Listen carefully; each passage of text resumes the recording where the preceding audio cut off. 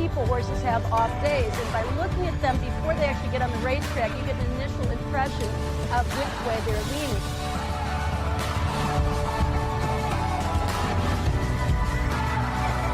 This is going to sound crazy, but for me, it's intellectual stimulation.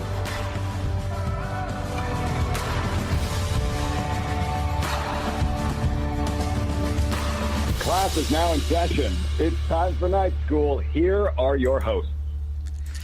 And for the second time in the 8-year history of the Night School Fan Education Program, we say welcome back to class following a Triple Crown winner. Hopefully you all enjoyed Justify making history on Saturday at the Belmont Stakes, and we welcome you back to class for our June edition of Night School, the second Tuesday of every month. We get together to talk about handicapping and stylings and what you can do to improve your game as a horse player. We try to bring in some current events context to it, and boy, do we have a lot of current events to talk about this week. I'm Jeremy Plonk from Horse Player Now, joined by our roundtable discussion with Brian W. Spencer, Caton Bredar, and Bob Neumeier. We'll be joined a little bit later by Steve Byk for his perspectives on the Triple Crown as well. First off, a big Triple Crown welcome back to everyone. Caton, your impressions of the three-race sweep? Well, I think we're seeing a horse of a lifetime, really. And I think it's a rare treat that we're having the opportunity to have two horses as talented as American Pharoah and Justify running within, a close time span. He ran every bit the way I thought he would, the way he trained up to it. And, from a gambling perspective, it wasn't what you hoped for, but certainly from a racing enthusiast perspective or somebody who's a fan of the sport or a really good horse, I thought that's exactly what we saw. And I think I'm hopeful that we're going to see a lot more of him before this year is over, at least. And if that's the case, I think, to me, he's as good a horse as the Secretariat, and I think one of the best I've ever seen. Bob, she's throwing around the S word, and we go back to the 70s for the last time we saw such proliferation of Triple Crown winners during the course of a decade. Of course, 3 of them in 73, 77, and 78. Are we bound for another run like that, or have we just seen 2 exceptional animals? Well, 2 exceptional animals. Hey, listen, you got to give credit where credit is due. In terms of Justify, undefeated Triple Crown winner. Was that 2 now? Seattle's for the other one, I think. And how many 40,000 foals per year? 40,000 per year times how many years? I mean, gives you an idea, a one-shot deal, how tremendous a feat he was. However, in this day and age, Jeremy, whether you like it or not, people are not convinced because the conspiracy theorists are out there to take a shot at Justify and Florent Giroux and Restoring Hope and Javier Castellano, and kind of makes for an interesting discussion about Justify's winning the Belmont. No doubt about it, and we'll get into some detail and some debate and discussion in just a few minutes. Bring in Brian Spencer. And Spence, you weren't around for Secretariat, but you're seeing this new realm of the 1970s, the second version of the 70s, if you will. Your thoughts, American Pharoah, and now the quick turnaround where we see Justify as a Triple Crown winner. I'll say my mood leading up to the race, during the race, my reaction after the race, very different after all those close calls in the 90s and 2000s, getting into those 2 for 3 Triple Crown horses. But it was still special, and there's no denying that he's whether he's a once in a lifetime or just a freak for this period of time. It's been so fun to watch him develop. I know on our season opener of Night School this year, we talked about him when he was just 2 races in and what you do with a horse like that. And look where he's come to now. I think as far as where he stands, what all that means, when Arrogate was around, I said something like he's either one of the best horses in the last 40 years or he put together one of the top 5, 6-month stretches in the last 40 years. Either of those are okay. And I think the same thing goes for Justify. If he doesn't do a single other thing in the rest of his career, I want him to. I want to see him be an all-time great. This is still one of the most remarkable 130-day periods by a single horse that I would imagine we've ever seen in horse racing.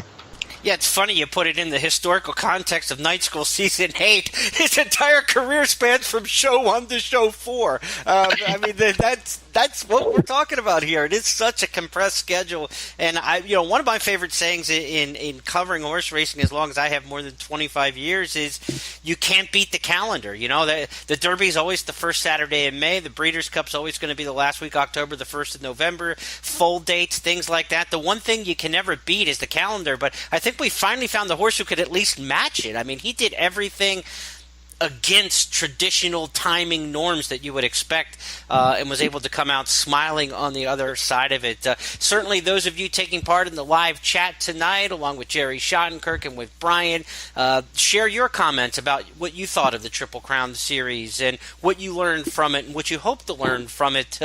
Pass around the question among other horse players. You can log into the live chat with a Spreaker ID. It's free to set up. Just click on the little chat bubble as you're listening here on the Spreaker console, and you can sign into the live chat that way. You could also sign in using your Facebook or Twitter handles in your existing social media accounts. And social media is kind of where the conspiracy theories began for this year's Belmont Stakes, and it didn't take long, maybe even onto the backstretch of the Belmont Stakes, before people were starting to say, what the heck's going on here? Bob alluded to it with Restoring Hope and Florent Giroux's ride on that horse. Maybe running as a blocker, if you will, for the other Bob Baffert trainee. Caton Bredar, we're going to let you set the table here on your thoughts of what happened there. And, of course, you're intimately involved in the situation. Yeah, and with that position, I know that, and I recognize the fact that, the expectation is to, be in the corner of Florent Giroux. And I'm certainly not going to dispel that in any way, but at the same time, I do feel strongly that when people raise conspiracy theories, and it depends on the tone, obviously, and how they're spelled out, I mean, they're overlooking the fact that it was the Belmont Stakes. It is a $1 million+ race and one of the most prestigious in horse racing. The assumption is that, and the expectation is that each rider rides the horse to the best of their ability to get the most out of that horse. The directions and instructions, I know for sure, were that Bob told Florent he believed that this horse ran his best. The only shot he had was to be forwardly placed, that he's a headstrong horse that has some natural speed. They knew the race wasn't going to have a lot of speed outside of Justify, so get him in position early. When the break happened, all bets were off because things changed. It wasn't a clean break for several horses, including Restoring Hope. Now, you could question the decisions that Javier Castellano makes when he breaks out of the gate with a horse that is supposed to be on the lead, like Noble Indy, or a horse that is supposed to be sitting close to Justify or close to the pace setters, period, with Restoring Hope. Javier Castellano didn't go with instructions and sat. Florent Giroux gunned his horse. Was that the right call? Maybe not. But it was following instructions and kind of going against the grain. The two riders took very different tactics, and both have been equally criticized for the same thing. It's fascinating to me. But at the end of the day, I think Restoring Hope took off. He grabbed the bit. He got headstrong. And Florent took him toward the outside to try to get him to settle, which is what always happens. It is not as big a move as people make it out to be, because when you look at the overhead shot, you'll see that those horses broke out of the starting gate quite a bit from the rail to begin with. Even Justify on the rail was away. He hit the ground running, got a great start, was quarter-horsed out of there. Restoring Hope was rank. I think that's what happened. Once he got him settled down, he moved him into position. He had Bravazzo in a box. There's no question about it. That's good race riding. And then he had no horse. Noble Indy never made the lead, and he ended up with no horse. But I think the idea that these jocks are in it, they're both riding for owners that are different from the connections. Some have shared ownership in the case of Noble Indy. Restoring Hope was completely different owners who, if truth be told, Florent has ridden more for Gary and Mary West over the years than he has ridden just for Bob Baffert. I just think that this is much ado about nothing. The idea is, in this case, I think Bob didn't need any insurance. He didn't need a blocker. I don't think he really wanted to run the horse in the first place in the race. And I know that the owners made the decision to run Restoring Hope. So I can understand anyone who questions a ride in terms of, was it a good ride? Was it the best decision? But I don't understand the idea of it. Was it a conspiracy? Was it tactics? I feel that's grasping for straws. I really do. And the stewards seem to have felt the same way in viewing it. Nobody claimed foul. Was really bothered. Was this the conversation at the Bredar dinner table that night after the race? It honestly wasn't until everything went crazy on Twitter. I think it was. Well, look. I mean, 2 nights. I think that I'm a big fan of conspiracy theories. I always have been, and I'm kind of in the world of the jaded lot, because I'm a reporter by trade. So we're all jaded in a way. I've been around long enough, but I think you're right in this sense. I don't think that whatever Restoring Hope did, it certainly did not affect the run of Gronkowski at all. Did not affect the run of Hofburg at all. They come from behinders, and if the damage was done by others who had no chance anyway, as far as I was concerned, and some of the owners even admitted that, so be it. But I do think that we need to learn something from this. And what I learned from it was that these owners and trainers and jockeys tend to get into cahoots about stuff. And what I'm talking about that is Mike Rapoli, and Todd Pletcher with their plan. And their plan was that Noble Indy was going to shoot out there under Javier Castellano and take the lead if he could make it. And so that was plan A. Well, it never happened because Castellano decided to pull an audible and go to plan B. And plan B was, well, the horse isn't good enough. I don't want to get him caught up in any speed duel like Good Magic did in the Preakness. So maybe he didn't break that well. And maybe if he did send him, he couldn't. His excuse is they didn't have the speed to make the lead from the outside. Maybe true, maybe not. But the fact is that there was conversation between Rapoli and Pletcher. And the fact that the Windstar Farms have a piece of Justify and Noble Indy, and the fact that there was so much money at stake here with Justify winning the Triple Crown in terms of syndication and breeding and all that stuff. But there was dollars and cents reasons why Justify, in terms of the Windstar people, needed to win that race. Now, that's another conspiracy theory, that Castellano gave Noble Indy no chance, and he made it very, very easy for Justify to win that race. You can go back and forth on this. I don't necessarily believe it. I don't think Noble Indy was that good a horse to begin with. But needless to say, I do believe in conspiracy theories.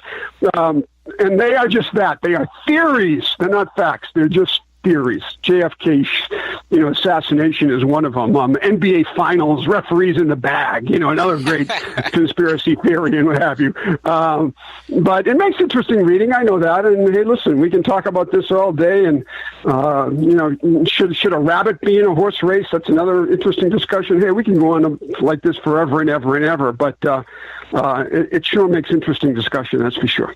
Well, look at it from a fundamental standpoint. All of this conspiracy theory of blocking and horses trying and not trying were a reflection of the pace of the race. And any good handicapper will tell you pace makes the race. So any of these perceived moves can have an outcome in the way the race is run, and then, of course, how the race ends up being won. One of the things not talked about with Noble Indy was it was Todd Pletcher who opted to take the blinkers off. This horse had gotten good by putting blinkers on him. And then inexplicably, he takes the blinkers off. The horse breaks sideways. He's not focused out of the gate, and he shows no natural speed. What do you put blinkers on a horse for? To get him out of the gate and get him focused and up into the race. So does some of the blame, Mike Rapoli comes out firing at Javier Castellano, does some of the blame go to Todd Pletcher? He's the one who took the blinkers off. Now, he may have taken the blinkers off in theory on his end because the race is 1.5 miles. And I don't want my horse going gangbusters, totally focused, because it is 1.5 miles. So you're kind of robbing Peter to play Paul when you've got a horse who needs blinkers to focus, but if he takes the blinkers off, he has no natural speed.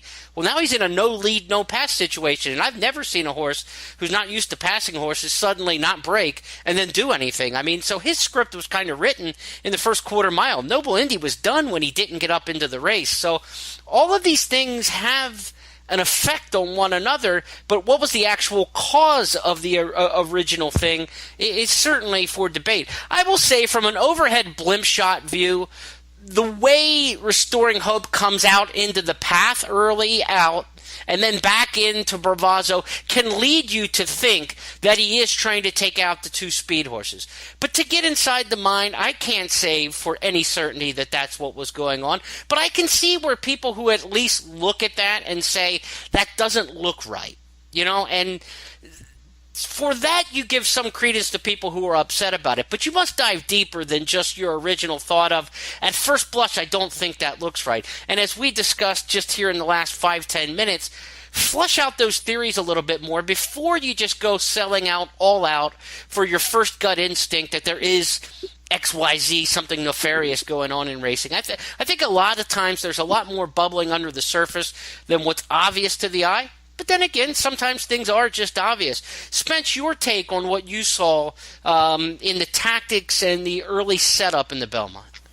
I just said online earlier this week that, I think there are opinions on both sides, and I don't think this is one of those where, people are just complaining for the sake of complaining. But piggybacking off what you just said, if you actually take a look at all of the things that happened, which Caton kind of opened the segment, which is going to keep me a little bit shorter here by saying a lot of the things that I want to say is I can't recall a big race where I've seen so many big names who have won so many big races and win so many things every week of every calendar year make so many excuses for a race turning out to be a horse race, and that's why they run it. Things are unpredictable.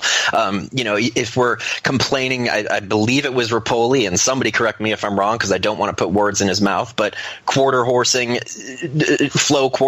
Restoring Hope out of the gate. Well, of course he's going to, because he broke slow and he needs to be forwardly placed. Now, if the horse is rank, he's going to take him outside like 90% of riders would do in any specific situation. And the biggest thing for me, coming from the Noble Indy perspective, is that don't focus on Restoring Hope out of the gate. Focus on Noble Indy. You talked about, Jeremy, about how they took the blinkers off, but watch how disinterested Javier Castellano is in even attempting to see if the horse can get the lead by the time they're 3 jumps out of the gate. He's sitting chilly looking for a spine trip. That's between them. I get it, but Restoring Hope is not the reason that Noble Indy didn't get the lead. It's because the horse isn't fast enough and because Javier didn't push him to even compete for that spot. So I'm fully siding with Caton on this one. I think it's much ado about nothing. If you take all of the individual factors that kind of happened, it makes a lot more sense than Florent just swerving around the track willy-nilly to do some bidding for Baffert and an owner that he rides for very frequently around the country. All right, so the conspiracy theory is two-pronged. It's Restoring Hope 1A and Noble Indy 1B. Different situations, different discussions. However, it's funny that we even talk about this because it is really, really, really true that one wonders, again, conspiracy theory, and I want to go back to this again, because I think that it's clear to me after reading all of the comments of Velasquez and Pletcher and Rapoli and Castellano and Giroux that what can we learn from this? Well, we can learn that these owners and trainers, they've got a battle plan in mind. I mean, I'm just sitting there as a casual observer or as a race tracker or as a bettor, and I'm trying to visualize in my mind how it's going to go. And all week long, Castellano and Pletcher told the world that Noble Indy was going to go to the lead. So I kind of factored it into my brain in terms of how the race was going to be run. Well, they break, and you can't find Noble Indy with a telescope. So what happened there? Javier decided he's going to go to Plan B. Now I read that the Winstall farms are involved from an ownership point of view. And this is where things get to be a slippery slope as far as I'm concerned, because trainers with entries, owners with entries, and different people. And look, at Southern California, people know full well that when Bob Baffert runs an entry in Santa Anita or Del Mar, that the longer half of the odds always seems to win. Now, why is that? I wonder about that. But it seems to be true. And is it just random fact? Is it just a weird occurrence? What is it? But if you ask the California people, they'll give you this conspiracy theory. When Baffert runs an entry, the longer shot will win 80% of the time. How is that possible? Tell me how that's possible. That's a stat we've got to look up and check the ROI on. But it is a very commonly held belief that the longer Baffert is the better way to go. I'd like to run some numbers on that, and if I can, I'll try to pass them along on social media at some point. But what about entries, guys? I mean, I don't think, had Restoring Hope and Justify been coupled, or even, I mean, look, in the old days, if this was D. Wayne Lucas in like the 1990s, this would have been like a 3-4 horse entry with different trainers, because the common ownership with WinStar would have put him together. We would have saw a betting entry with Noble Indy, Restoring Hope, and Justify all coupled. They would have been the 1, the 1A, and the 1X in the 1990s. We got rid of the coupling for same ownership. We got rid of the coupling for same trainers in these big races to help field size and to make it a better betting race. So we wound up with the 10 mutual interests in this race. But this could have been an 8-horse field with a 1-9 shot at a negative show pool had this been the 1990s. What's better? I mean, I don't think it changes the outcome of the race, because if they're coupled, uncoupled, your conspiracy, non-conspiracy doesn't mean a thing. They're trying to win the Triple Crown for the horse who eventually won the Triple Crown. But just from an everyday standpoint, is racing safer in you guys' estimation? Is racing safer with coupled entries, or do you like it better with the more betting interest? Let's start with Spence on this one.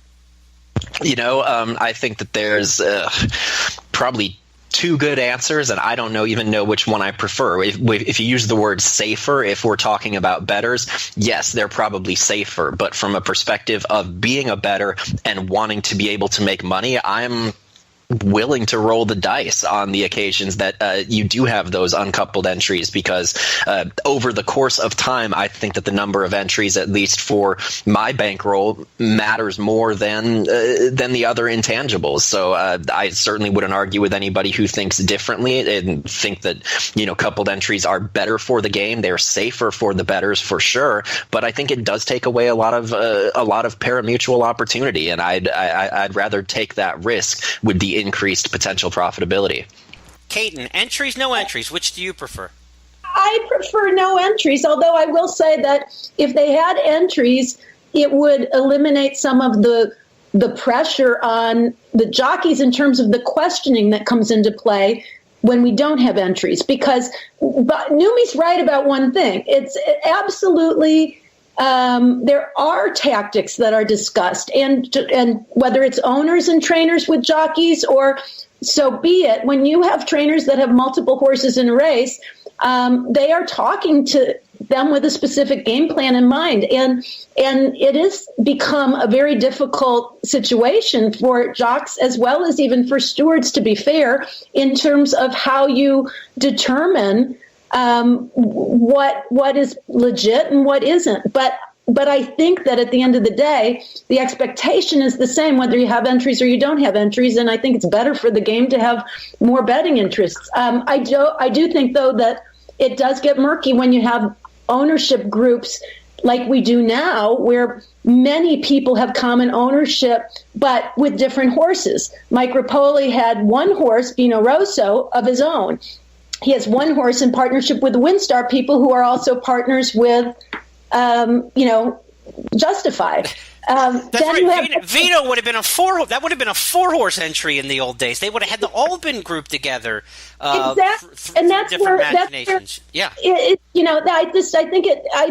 think that's an intangible situation that nobody wants either, because you want to be able to play these races. I think you have to go with the expectation that it is on the officials of the game to ensure that the riders are riding to the best of their ability to get the horse in the best position possible at the end of the race. And you start from there. Now, I'm not naive enough to think that is always what's happening, but especially in this case, if you had an entry, it wouldn't have made a difference. It just would have been a lesser betting race. Not that it was a great betting race anyway, but as it turned out, but that would eliminate it from being a betting race if you had entries, and it wouldn't have changed anything. Handle on this race down $11 million compared to the record on the Belmont when California Chrome ran, just in the Belmont Stakes to Belmont Stakes. So that is a big difference, and down quite a bit too from the handle that we saw in American Pharoah's Belmont Stakes. So you're right, lessening the quality of the betting race would have really changed things in this case. Neumeier, on an everyday scale, do you like? Jeremy, that's a ridiculous reason to say, because the betting handle would have gone up to say that entries and no entries, there's more horses in the race, therefore more people will bet and whatever. The idea here is to keep it on a level playing field, to keep it as fair as possible, okay?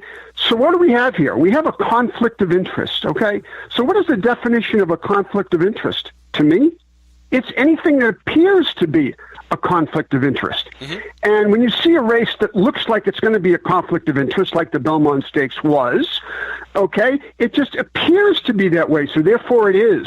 And therefore, with so much money at stake, I believe that anything and everything is possible. It's just us poor bettors. It's one of the, I have a favorite saying, 20,000 ways to lose. This is one of the 20,000 ways we lose is because of this conflict of interest. So there you go. Keep it level. Keep it on the up. I think that would help myself. Let's take a time out here on Night School. When we return, we will shift gears with some more topics, some tied to the Belmont Stakes, some tied to topics you've been asking us about in previous shows. We'll be right back after this.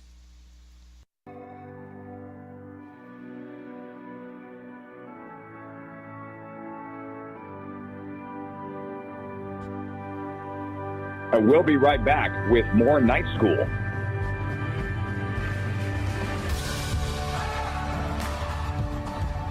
Pick, bet, and cheer on live racing from Woodbine and Mohawk Park.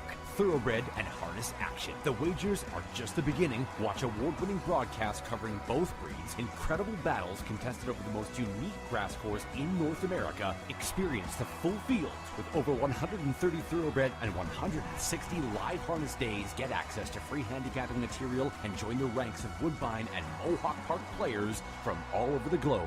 For more information, visit woodbine.com. Do you want unlimited access to handicapping without exorbitant prices? Then Brisnet.com has you covered with a variety of plans for past performances, pedigree, and raw data. The Brisnet.com Performance Plan offers unlimited PDF past performances for just $75 per month and is available at Brisnet.com/PP.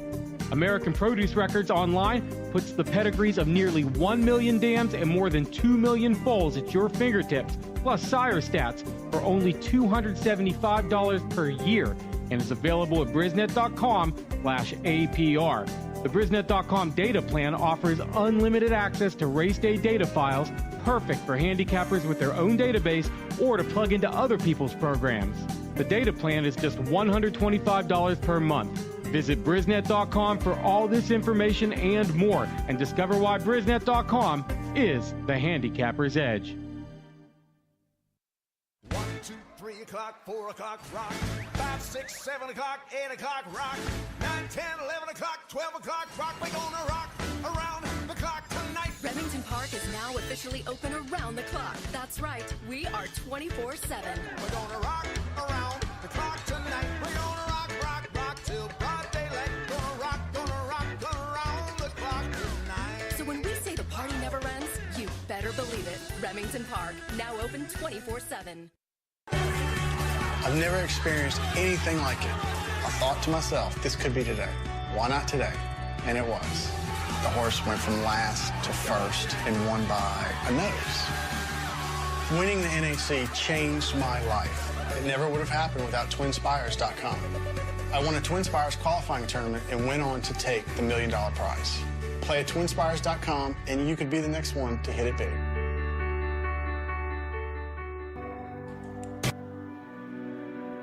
Welcome back to our Nights at the Round Table.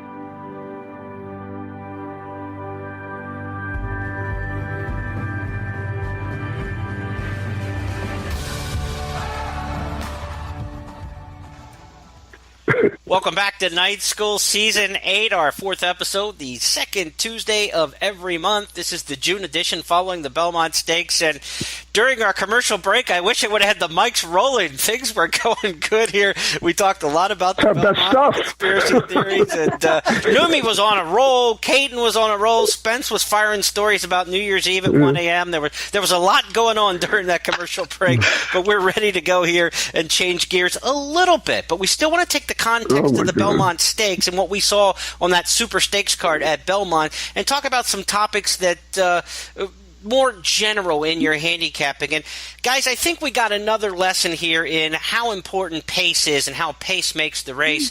Justify, from a pedigree standpoint, you might have said a Scat Daddy's not going to get a mile and a half, but under the right situation, not pressed, we see when you give a good horse a pace advantage, they don't give it back.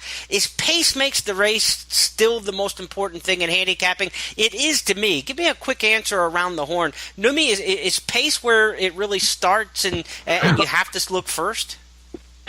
Yeah, absolutely. But I think the problem, Jeremy, is like many in the racing game, is that there are audibles.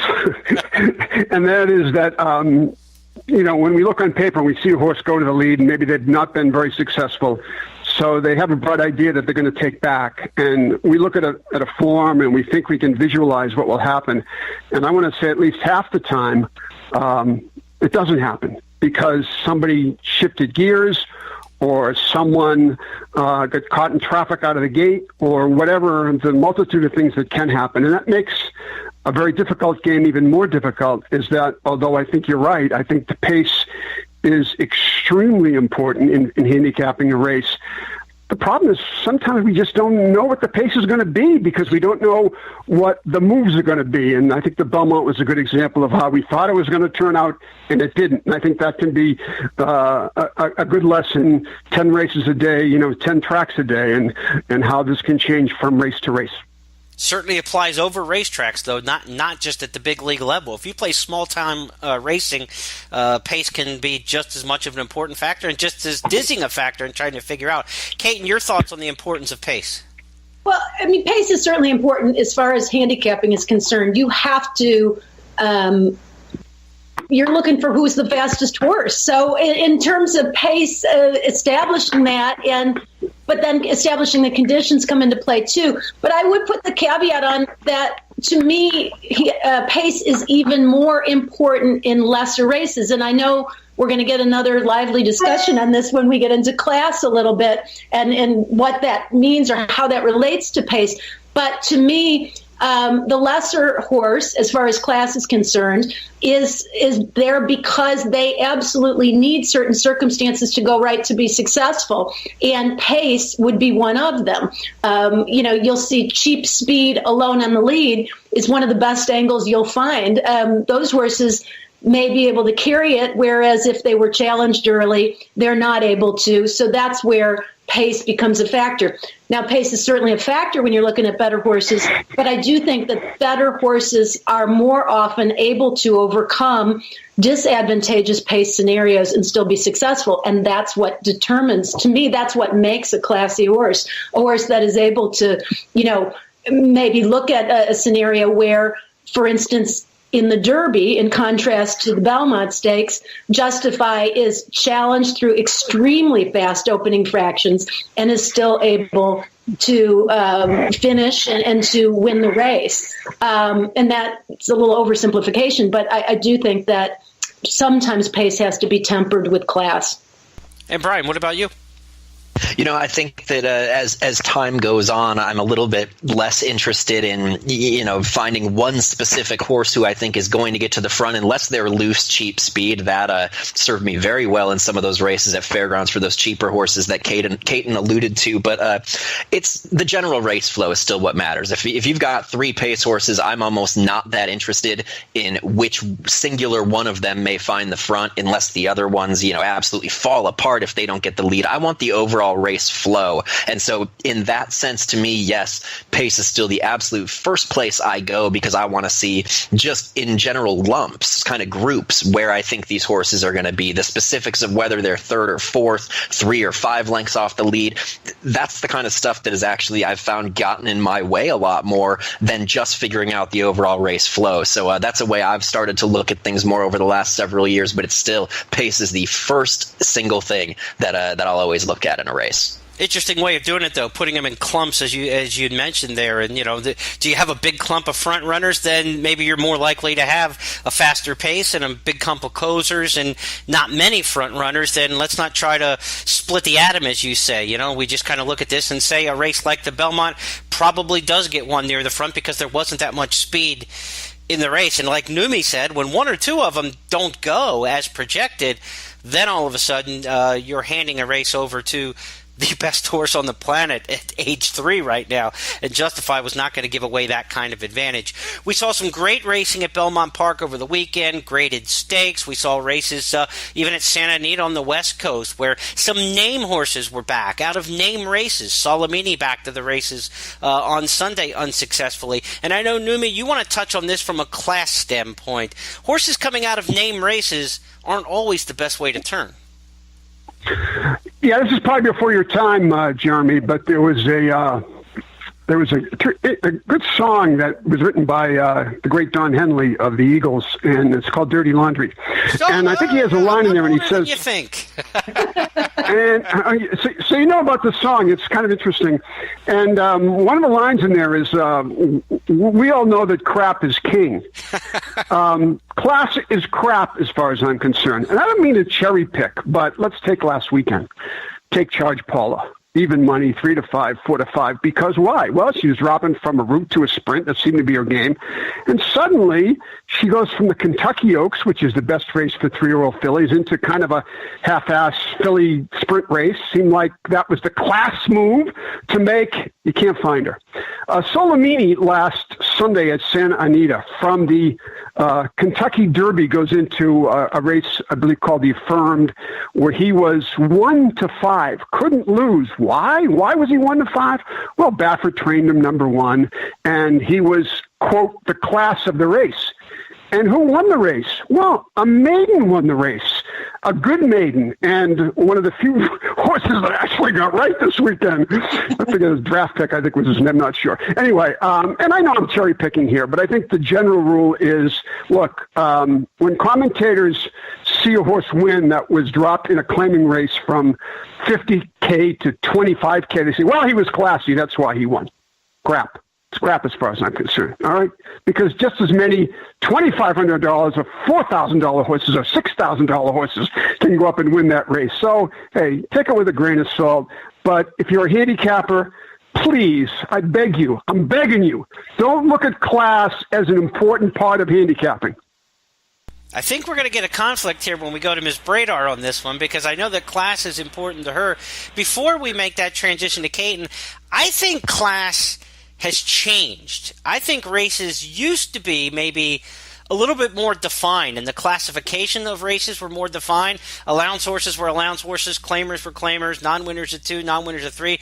There's a lot of convoluted and homogenous class and conditions and multi-class races written now where I've lost my ability to handicap for class. I have to say that I used to use it a lot more than I do. Caton, I know you still rely on class, so give us your angle on how it's applied in your handicapping and shed some light.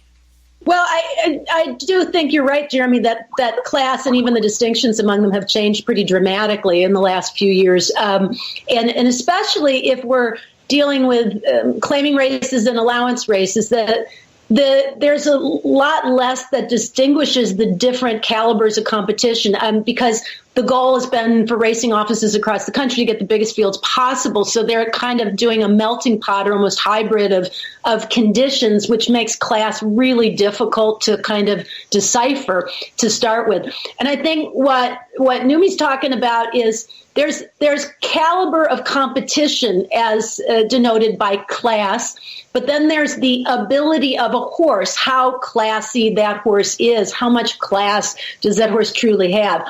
When I start looking at a race, I look at both pace and this is a lesser race, let's say, a claiming race, I look at pace, what's this horse's best running style or typical running style, and I look and how fast is he, and I look at where he's been running, what is the class of the competition he's been keeping.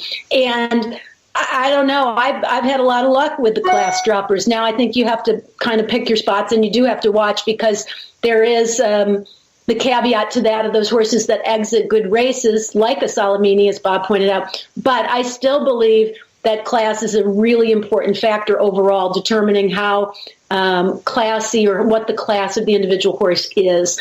And those horses that are consistent, those horses that don't need certain situations to be successful, that seem to overcome it regardless of a pace scenario or a distance or conditions, those horses are classy to me, and there is a difference. And those are the horses you don't see as many as you used to, but those are the horses that I'm going to gravitate toward and stick with, particularly in races where I don't think there's a standout, or horses have similar running styles. I'm going to look to the class of the horse, or what I believe is the class of the horse.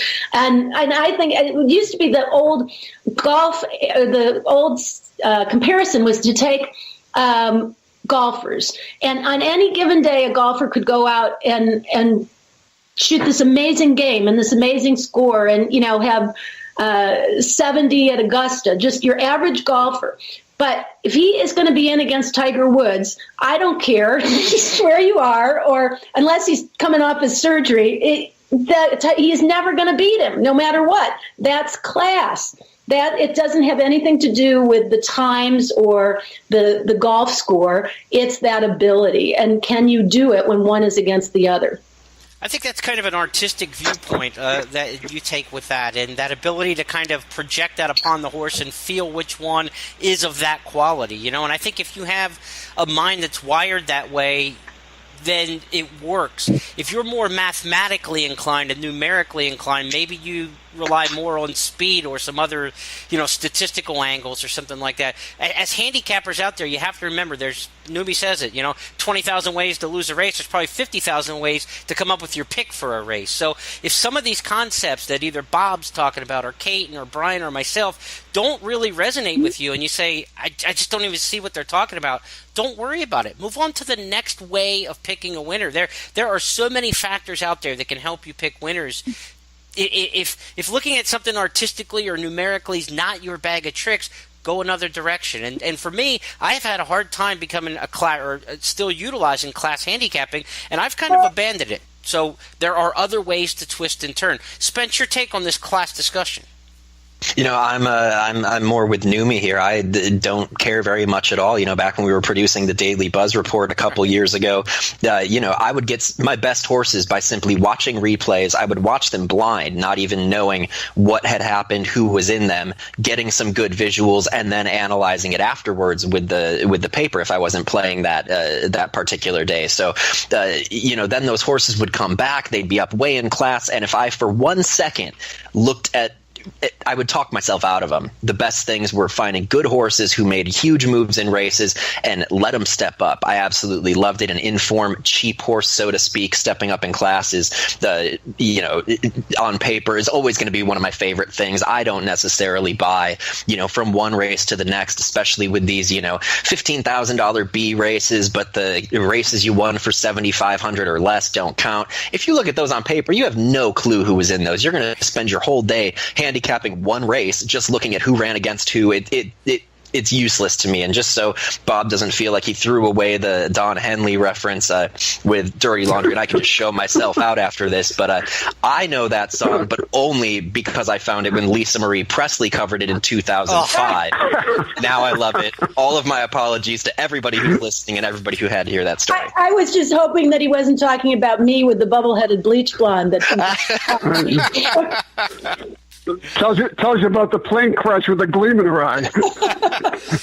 During the Keeneland podcast, I actually got Caton to sing Electric Avenue because that horse won. So maybe in a future night we can get Neumeier to do a little kick 'em when you're up, kick 'em when you're down, and maybe next lesson on night school, maybe we'll get Neumeier to bring us a few bars of dirty laundry. But we hope you enjoyed the discussion on class because I think it is a very important handicapping angle.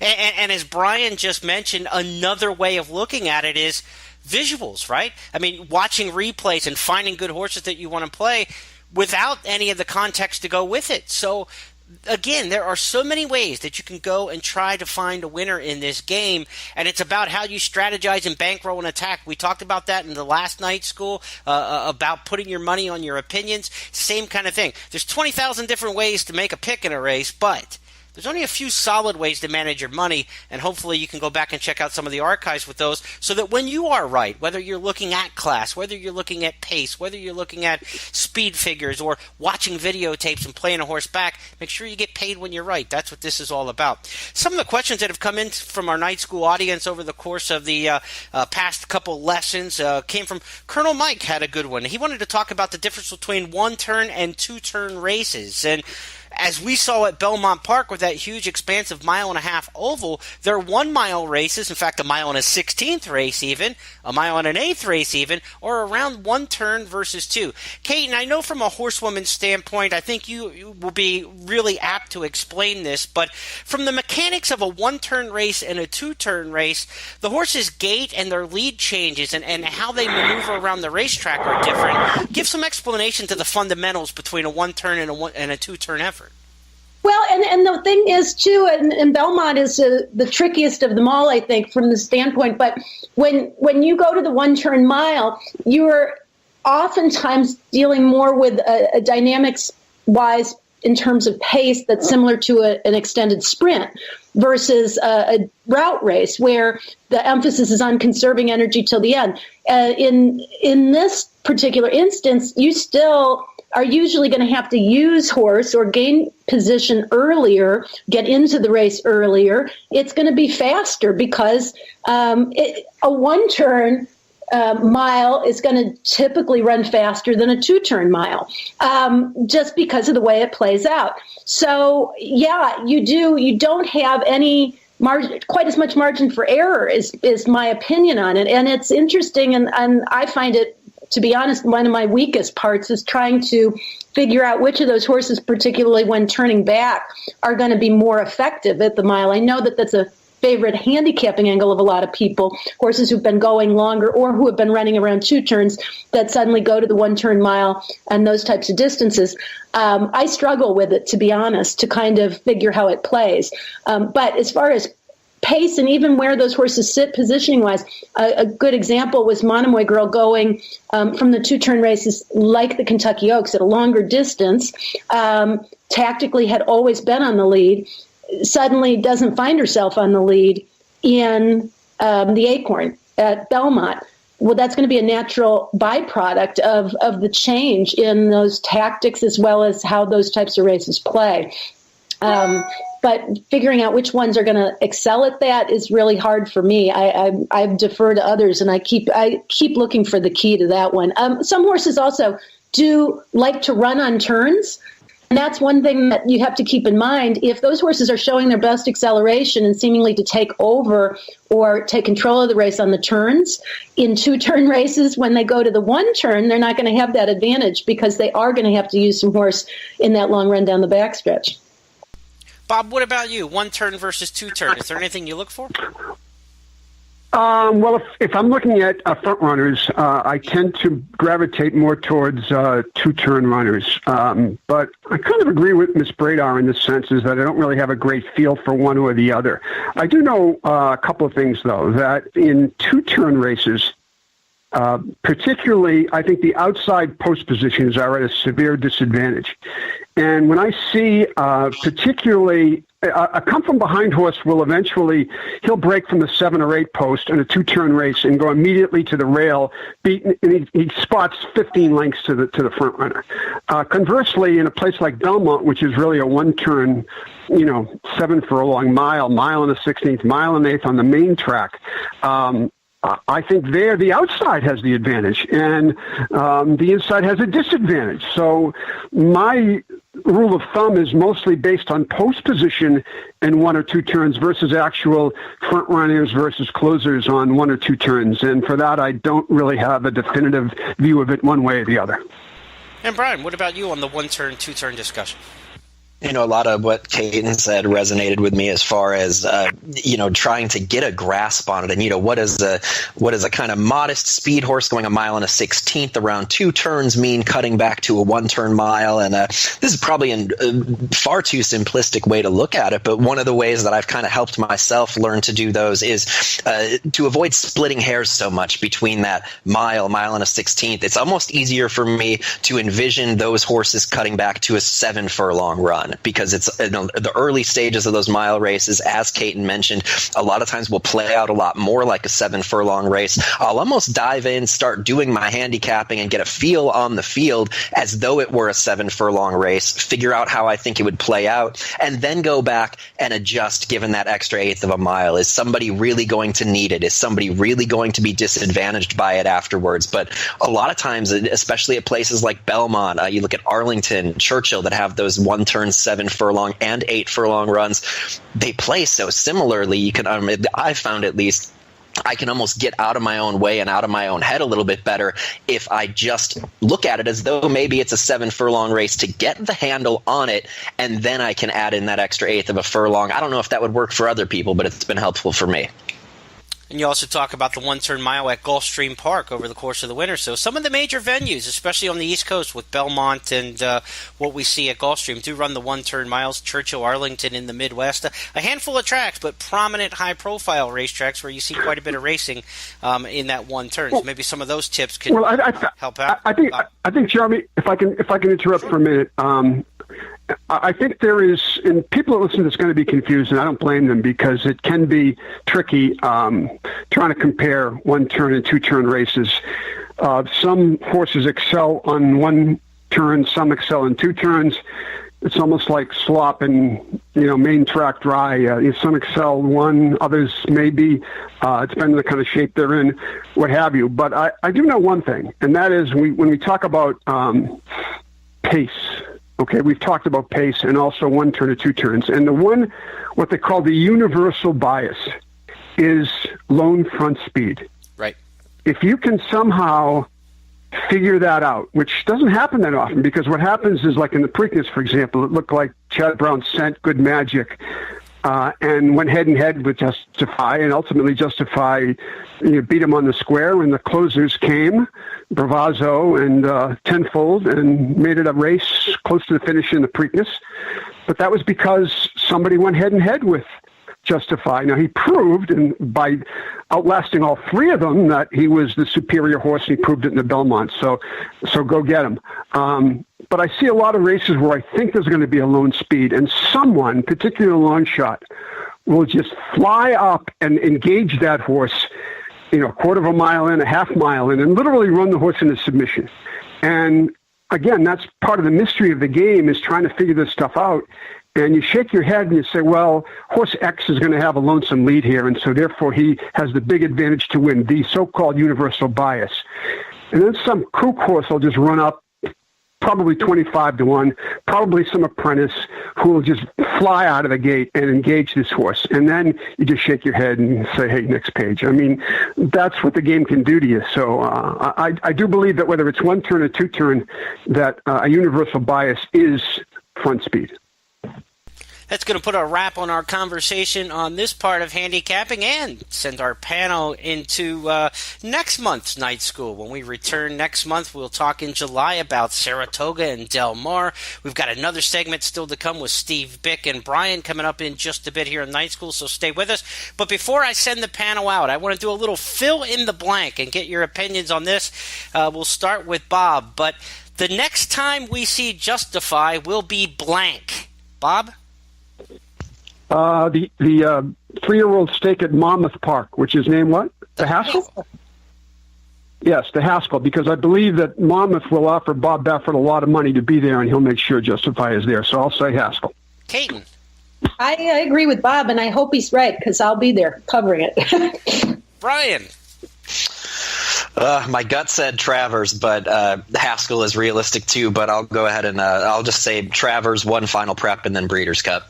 I'm going to rain on everybody's parade on the way out. The next time we see Justified will be blank.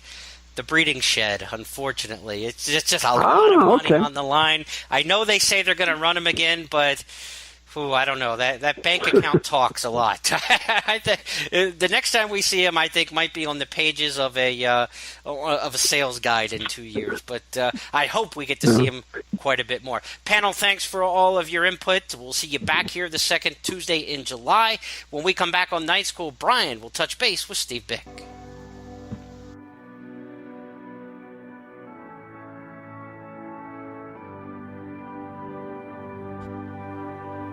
And we'll be right back with more Night School.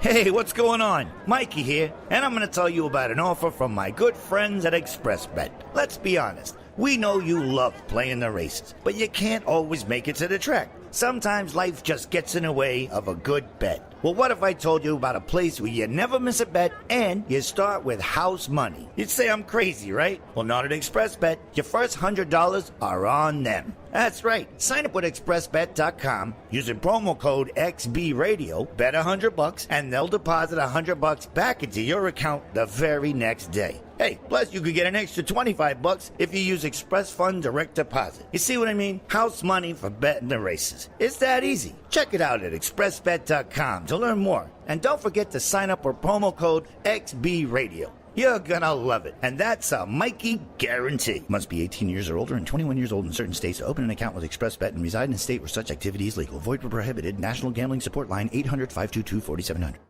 Strategize, analyze, select.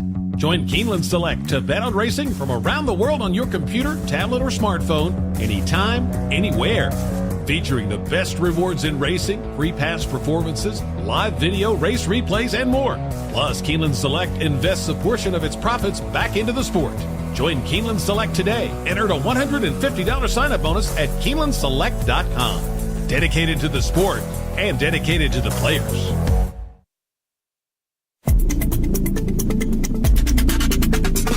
Next on FAQ 60, hooking up.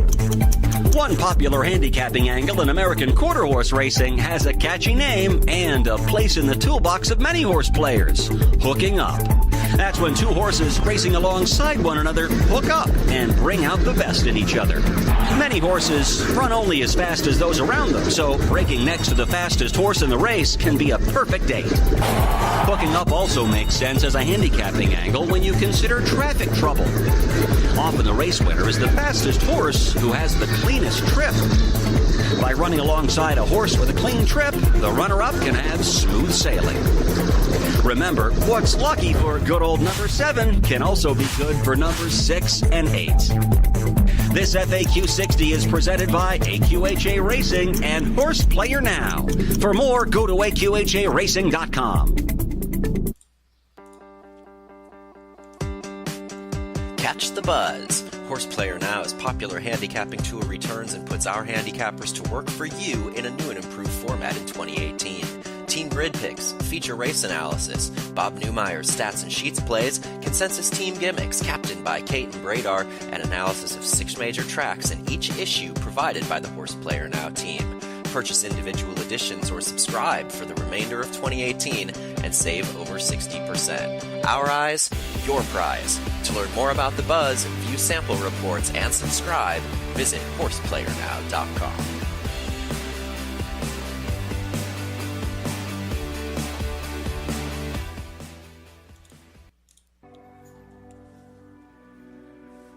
Welcome back to our Knights at the Round Table.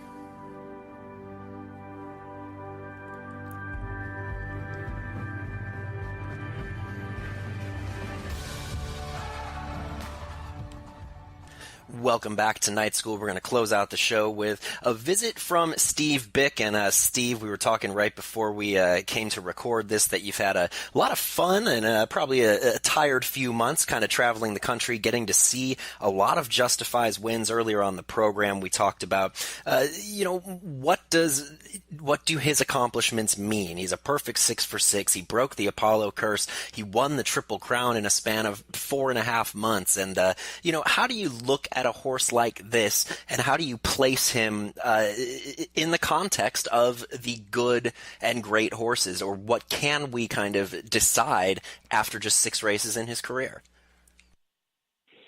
Well, it's interesting you ask that and try to place a parameter around him to this point.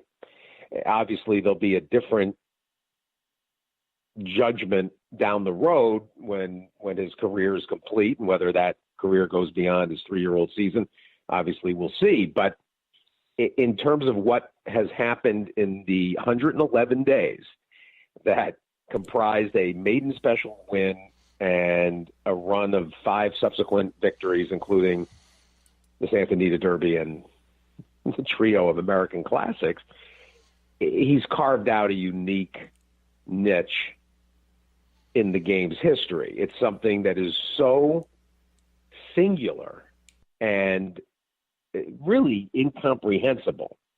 It doesn't seem possible. And even Baffert himself has said he can't believe that this could happen again.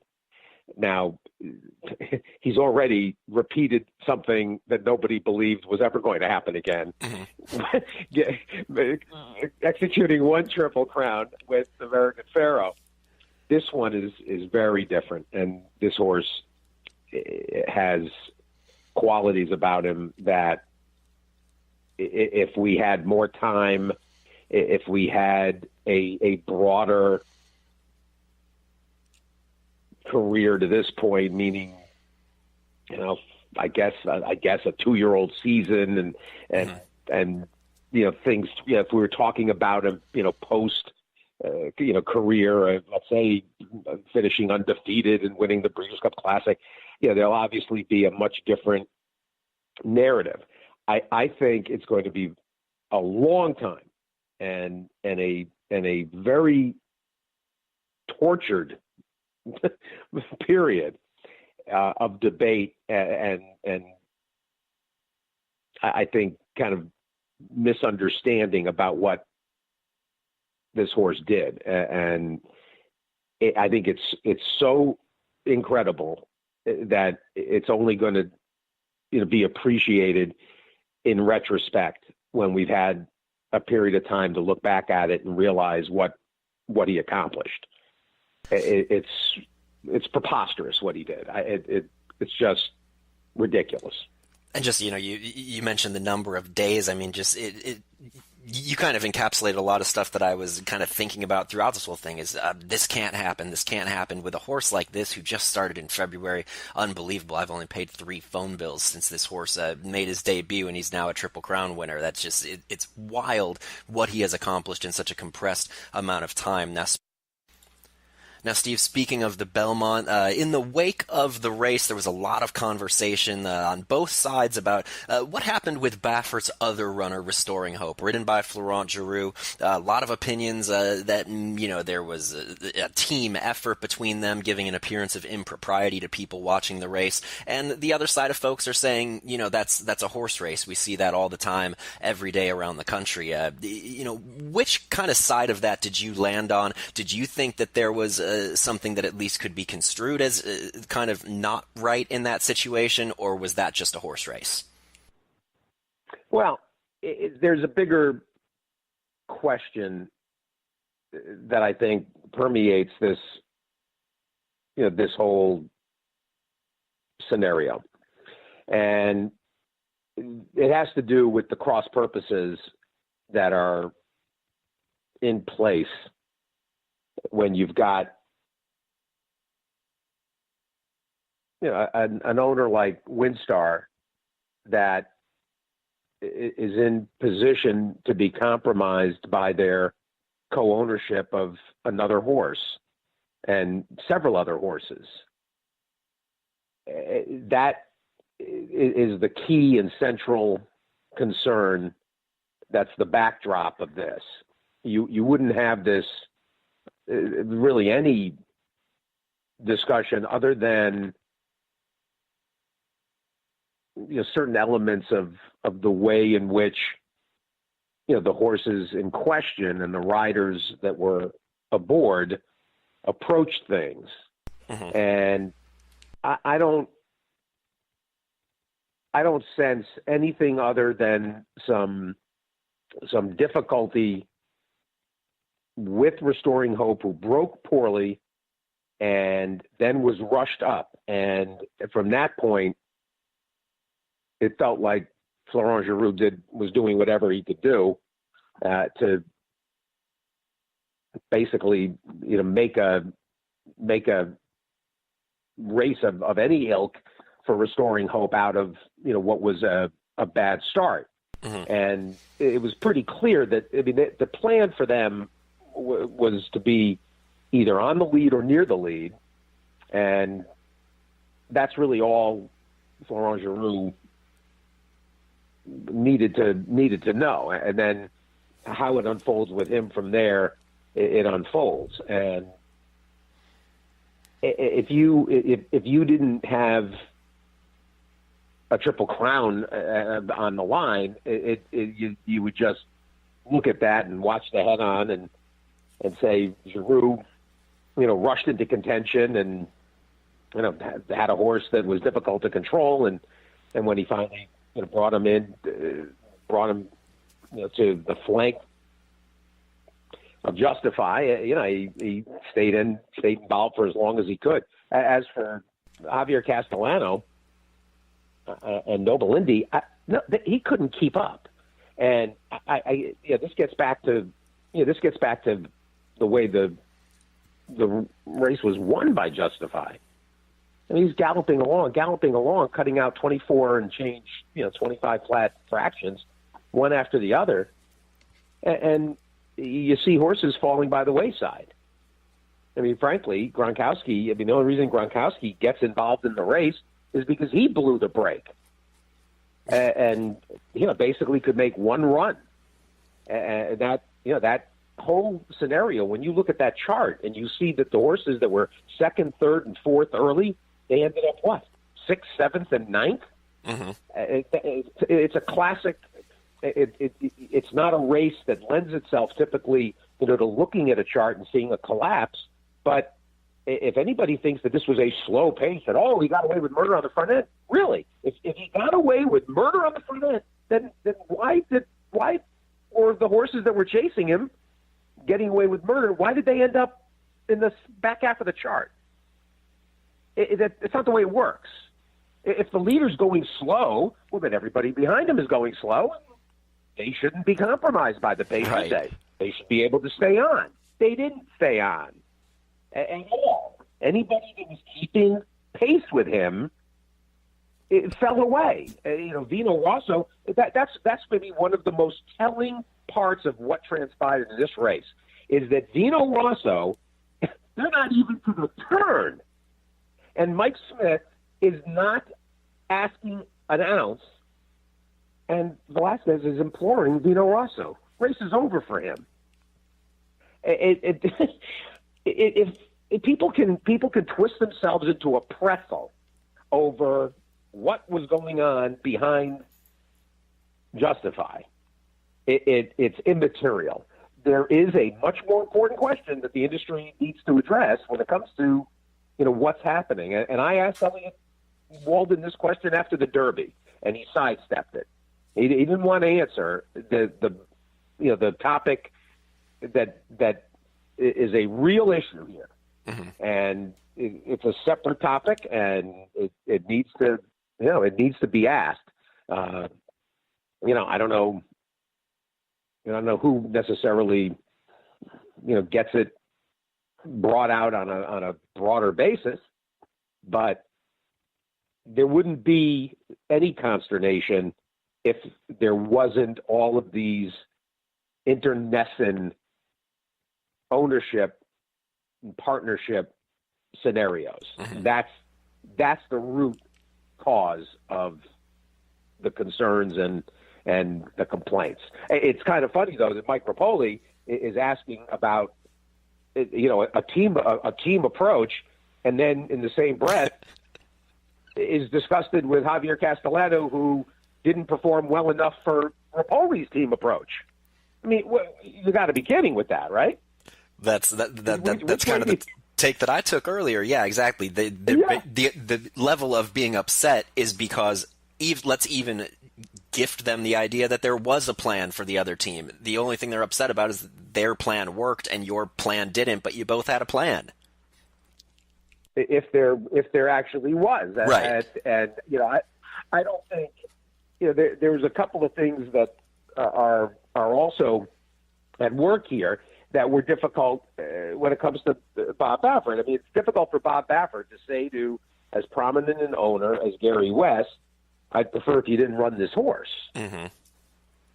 But ideally, and there's also the other school of thought where Gary West might have, really thought twice and appreciated the position he was going to put Baffert in by forcing him to run Restoring Hope. And okay, yes, the 3-year-old wants one opportunity at this, but I don't know who could have. I don't know who could have dissuaded whom to not run. But this is part of it of what is kind of a systemic issue right now in the game. And I think that's something that's something Jeremy had touched on a little bit earlier in the show as we talked about whether coupling entries would have mattered or not and whether that's beneficial for the game. That's a whole nother story for a whole nother chat with Steve. But thank you, Steve, for some differing opinions there. I hope you had an excellent weekend there at Belmont and always look forward to closing out our shows with you. So on behalf of Steve Byk, Jeremy Plonk, Caton Bredar, Bob Neumeier, and myself, this has been episode number 4 of Season 8 of Night School. We hope you enjoyed it. Good luck on all your wagers in the next month, and we'll catch up with you again the second Tuesday in July. Good night.